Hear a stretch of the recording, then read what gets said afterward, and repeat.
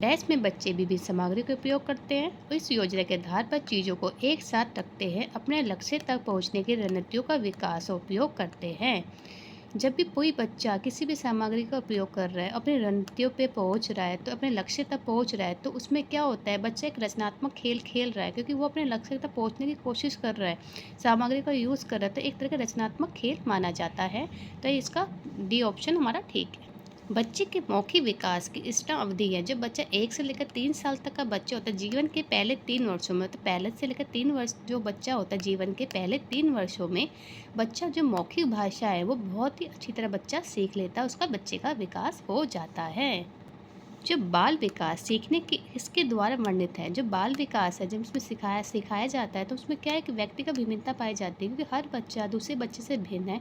ये नहीं है हम एक ही मेथड से सभी बच्चों को नहीं सिखा सकते, हमें हर बच्चे के लिए मेथड अलग रखना पड़ेगा क्योंकि सब ज़रूरी नहीं है सभी बच्चे प्रतिभाशाली हो, सभी बच्चे समान हैं। तो क्योंकि एक क्लास में हर अलग अलग टाइप के बच्चे आपको मिलेंगे, कोई प्रतिभाशाली होगा, कोई सामान्य होगा। अगर जो सामान्य बच्चा है तो उसके लिए हम पाठ्य पुस्तक से बच्चों को पढ़ा देंगे, बच्चों को सिलेबस करवा देंगे।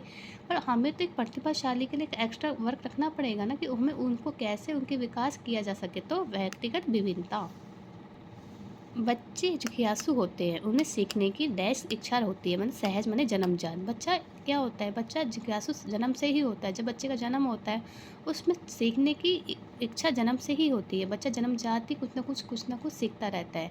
ये भी कहा जाता है जब बच्चा अपनी माँ के गर्भ में होता है वो बच्चा तभी भी सीख रहा होता है। तो एक जो जिज्ञासु होते हैं, सीखने की इच्छा जन्मजात यानी सहज होती है।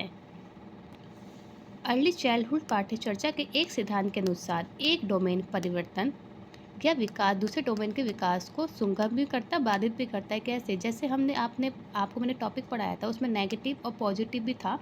जब हमने कोई काम सीखा तो अगर हमारा पूर्व ज्ञान उस ज्ञान में काम आ गया, नए ज्ञान में, तो उसको पॉजिटिव कहेंगे क्योंकि हमने पहले जो काम सीखा वो हमारे नए काम को हमारे हेल्पफुल हो गया। पर नेगेटिव कैसे हुआ?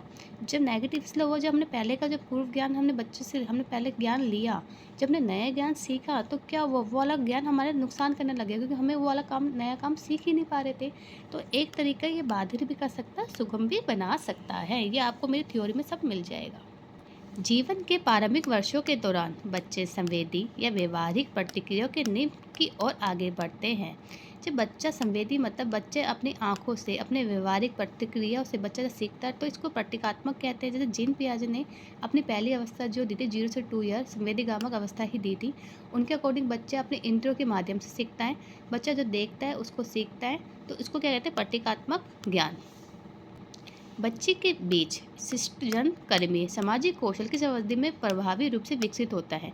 जब बच्चा का सामाजिक कौशल का विकास कब होता है? जब बच्चा स्कूल में प्रवेश करता है। जब बच्चा स्कूल में प्रवेश करता है वो अपने दोस्तों के साथ रहता है, वो अपने फ्रेंड्स बनाता है, लोगों से मिलता है, टीचर से मिलता है, तो एक तरह के बच्चे का सामाजिक विकास होता है। जब बच्चा जो जीवन के 3 से 5 वर्षों के दौरान बच्चे का सामाजिक कौशल का विकास बहुत ही अच्छी गति से होता है। निम्न में से कौन सा अर्ली चाइल्डहुड केयर यानी ईसीसी का मुख्य उद्देश्य क्या है? प्रत्येक बच्चे की क्षमता के अनुसार बच्चे की कितनी क्षमता है, प्रत्येक बच्चे के शारीरिक मोटर विकास के लिए स्वस्थ नींव सक्षम बंद करना। क्योंकि बच्चे का जो शारीरिक विकास, बच्चे का मोटर विकास, उनके लिए एक अच्छी सी नींव सक्षम बनाना ही एक ईसीसी का उद्देश्य है। बाल विकास यानी किंडरगार्टन शिक्षक अपने छात्रों को दिशात्मक शब्दों के साथ साथ अपनी भौतिक दुनिया का वर्णन करने के लिए पढ़ा रही है। जो सिखा रहे सामने पीछे आगे पीछे ऊपर नीचे।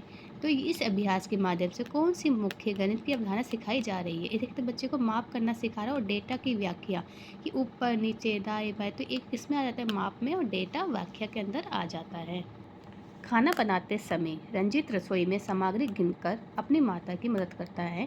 यह गतिविधि रंजीत की डैश को मजबूत होने की सबसे अधिक संभावना है। जब बच्चा किसी वस्तु को गिन रहा है तो उसकी गणितीय अवधारणा विकसित हो रही है क्योंकि वह हर एक वस्तु को गिनकर अपनी मम्मी को बता रहा है कि मम्मी ये इतनी हुई। तो इससे हमारी क्या हुआ, गणितीय अवधारणा बहुत ही ज़्यादा विकसित हो जाएगी। मीर अपने ग्रेड 1 के छात्रों को गोलाकार पहियों का, आयताकार दरवाजों जैसी रोजमर्रा की वस्तुओं के आकार की पहचान करने के सिखा रहा है। गोलाकार पहियाँ, आयताकार, तो ये क्या है, गणित की अवधारणा है। तो को नर्सरी का एग्ज़ाम इतना इजी आता है कि आप अगर उसको समझ के करोगे तो आप आसानी से पेपर क्लियर कर लोगे। पार्ट बी में अगर आपके 100 में से 80 या 90 मार्क्स भी आ जाए तो आप आगे आप 40-50 मार्क्स भी ले आओगे तो आप पेपर क्लियर कर लोगे। तो आपका पार्ट भी आपका बहुत ही सही होना चाहिए। आपको थ्योरी लर्न नहीं करनी, आपको उसको समझना है। जैसे इसमें क्या आ गया, गोलाकार, पहिया आ गया, आयताकार आ गया, तो इसमें गणित की अवधारणा मानी जाएगी। निम्न में से कौन सा कौशल बच्चों के गणित के अवधारणाओं को विकसित करने में मदद करेगा? गणित के अवधारणा में क्या क्रमबद्धता आ जाती है, जैसे हमने बहुत सारे सामान बच्चों को दे दिए, छोटे बड़े भी, उससे छोटे बहुत छोटे, तो बच्चों को हमने दे दिया, तो बच्चों को हम अगर बोल ले कि बेटा इसको ऐसे लगा दो कि इससे छोटा है इससे बड़ा है, तो बच्चा खेल खेल में ही उसको लगा देगा। तो एक तरह की गणित की अवधारणा बच्चे की विकसित हो जाएगी क्रमबद्धता से। डैश के अभ्यास है जो डेटा व्याख्या के क्षेत्र में बच्चों को सीखने को सिद्ध करेगा। कैसे? हाँ, उपभाषा का उपयोग करके विभिन्न वस्तुओं की तुलना करना। जब हम विभिन्न वस्तु की तुलना करेंगे तो बच्चा एक डेटा व्याख्या करना सीख जाएगा, और बच्चों के सीखने की बच्चा आसानी से बहुत अच्छी तरह सीख लेगा, क्योंकि हमने बहुत सारी भाषा का उपयोग किया करके विभिन्न वस्तु की तुलना करना है कि बेटा ये वस्तु कैसी है, ये इससे बड़ी है या नहीं है, ये छोटी है या नहीं है। तो बच्चा क्या है, बच्चों के ये तो बच्चा आराम से आसानी से सीख सकता है।